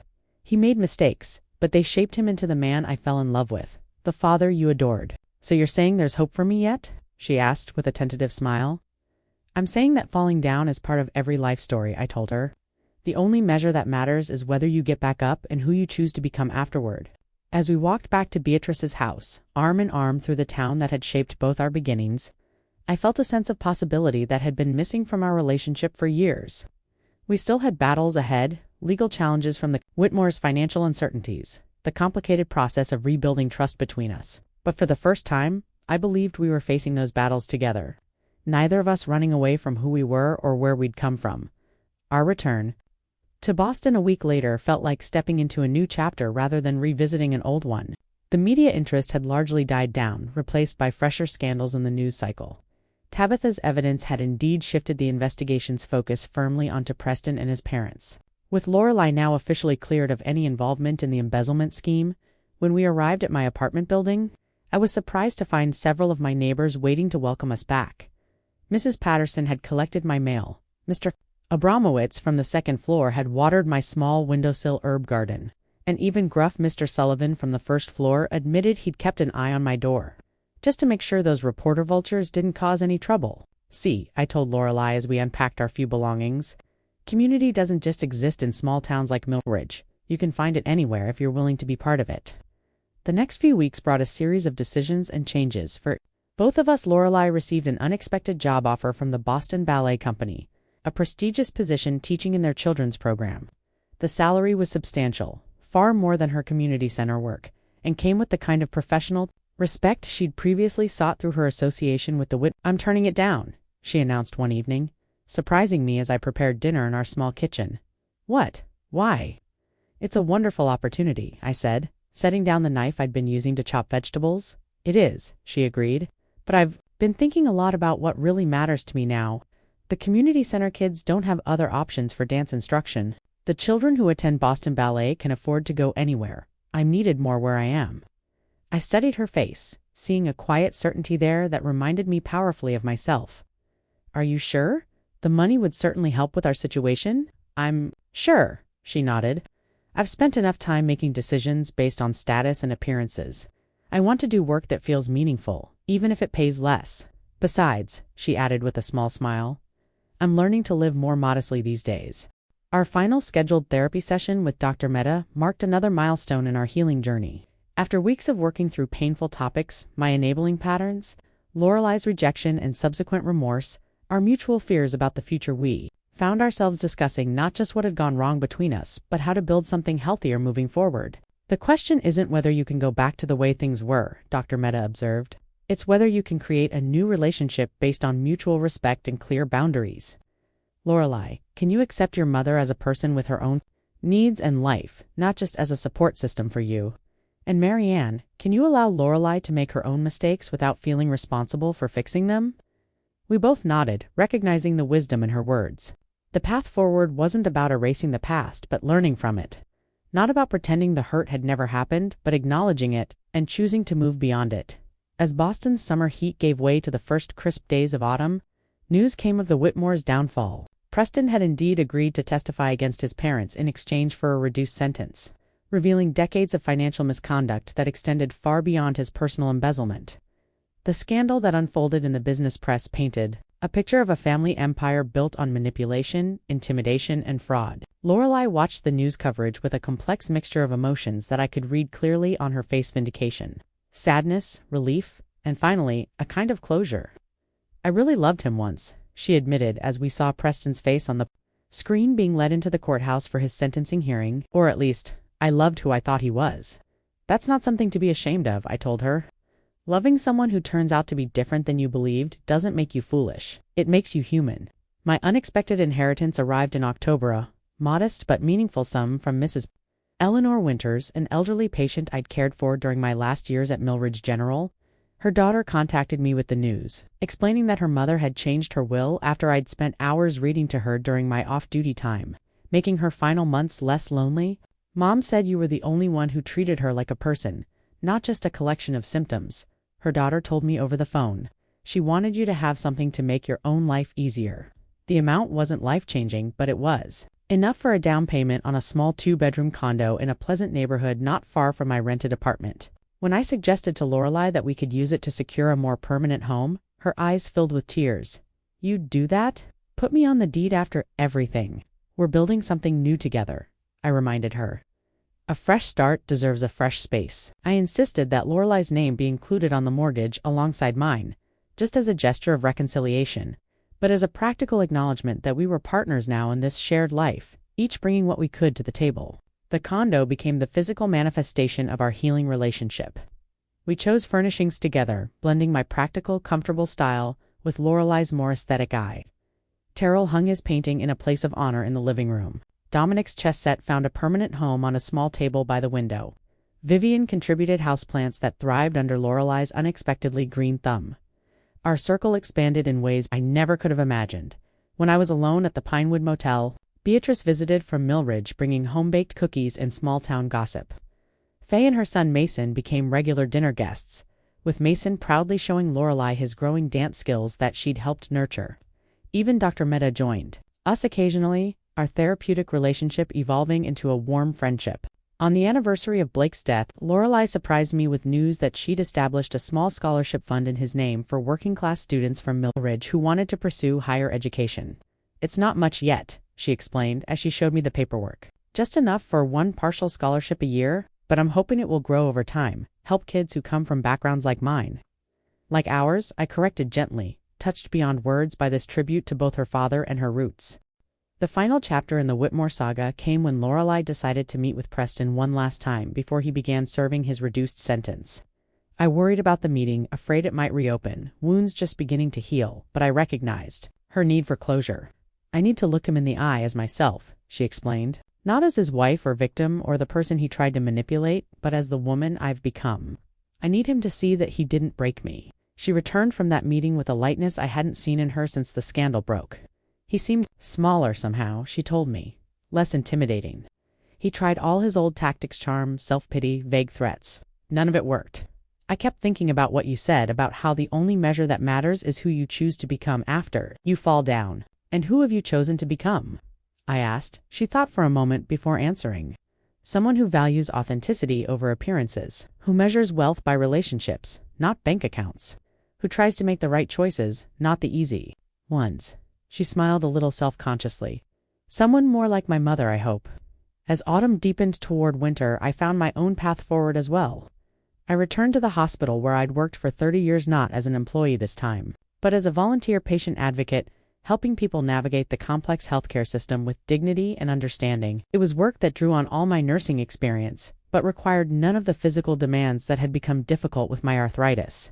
More importantly, it gave me purpose beyond caring for Lorelei, allowing me to reclaim parts of my identity that had been subsumed by motherhood for too long. When we hosted our housewarming dinner in early December, our small condo was filled to bursting with the eclectic family we'd created: Vivian and her brother Dave, Terrell with his new boyfriend, Dominic teaching chess moves to Mason while Faye chatted with Beatrice, Dr. Mehta helping me in the kitchen. The noise level rose as wine flowed and stories were shared, laughter spilling from every corner of our home. Standing in the doorway between kitchen and living room, I watched Lorelei move among our guests at ease in a way she never had been. At Preston's formal dinner parties, there was no pretense here, no careful social maneuvering, just genuine connection and acceptance. She caught my eye across the room and raised her glass slightly in a private toast. I returned the gesture, my heart full with the knowledge of how far we'd come from the painful rejection that had sent me to the Pinewood Motel. Through crisis and confrontation, to this moment of authentic belonging, the journey hadn't been easy. There had been no magical resolution, no single moment when all was forgiven and forgotten. Instead, there had been hundreds of small choices, daily acts of courage and vulnerability as we rebuilt trust, one conversation, one compromise, one shared meal at a time. As I looked around at the diverse faces of people who had become so precious to me, some I'd known for decades, others for mere months, I understood something that had eluded me for most of my life. Family wasn't just about obligation or blood. It wasn't even about the sacrifices I'd made so willingly for Lorelei all those years. True family was about choosing each other, flaws and all, every single day. It was about seeing people for who they really were and loving them anyway.